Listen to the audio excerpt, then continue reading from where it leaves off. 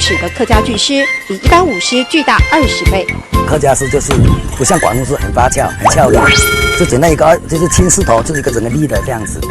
为响应地方节庆而特别制作的剧狮，很有吸睛效果。国中国小的孩子舞起客家狮，生动活泼，颇有架势。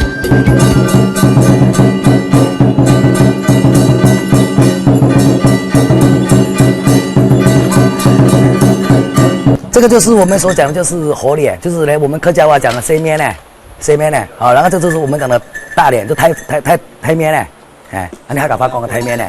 这两个就是引导着我们的狮子，哦，客家那个狮子出来舞动的。小手撑着狮头，小脚正确走位，看得出是日积月累培训的成果。很多动作大人做来都累。我们客家狮是很敢，他很敢抓起，等于是每次都在头上。我们讲的低马狮。他说呢，是舞下来都是低低的，都是这样舞的，然后走7连步，走7星这样子。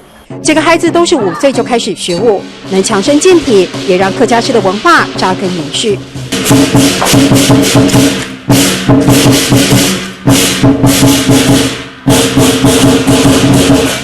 哦，这真功夫吧？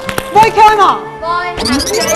哦，给他撩一下哈，给他撩一下。很累哈，该休息可以了，我就休息一下。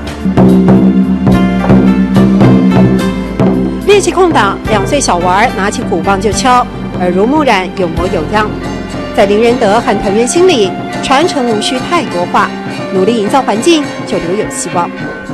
在以前，客家庄祖师团是为了保家，而客家狮出场独有的摇草席，是做客他庄时祈求给予一席之地。到了现在，却也非常切合传承的希望。喊 Q 哟，给手协困一下。喊 Q 哟，给手协困一下。